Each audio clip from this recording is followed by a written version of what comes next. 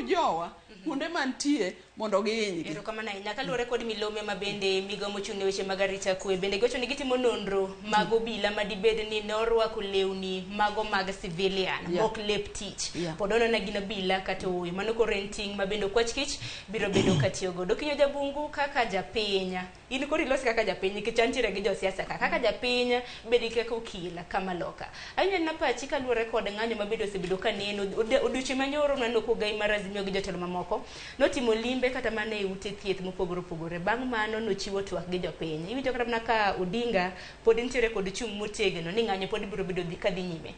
Wa inyi na pachi kaluwore gi masira ma bende oseneno nonro ma bende timo nyaka gisani.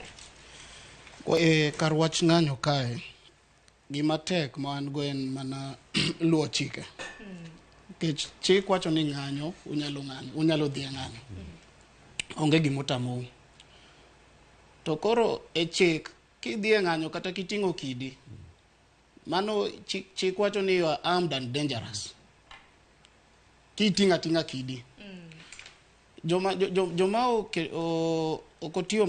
ogitiyo maber e wach defining wach ng'anyo kae en wabunge.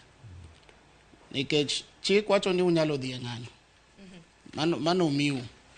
Bakoro ng'anyo ni utime nade. Uchake sadi. Ubo wuotho gi kanye. To ubo tieko sadi. To udwa protection mar obila. Mago e chik ma nyarwath kae mosebedo mbunge nyaka wakadh katiba ni pogitimo. To kar ng'anyo kae jowa ema inyorega mang'eny. Nikech maisa yo kwith mar Azimio ni samoro gechwala ndika e sama winjore. Nikech ong'ewa wan kaka joluo wan jong'anyo. Wan ema wasekedo ne Kenya ni chakre nyaka yud independence. Wan ema wainyore wach ng'anyo ni. Wabunge wa nyaka wakadh katiba manyien ni ema oketowa piny. Nikech katiba wacho ni udhi e ng'anyo. Ang'o motamo mbunge ma Kaluo bigi act of parliament moro ma guide wach ng'anyo. Ng'anyo utimo kamae.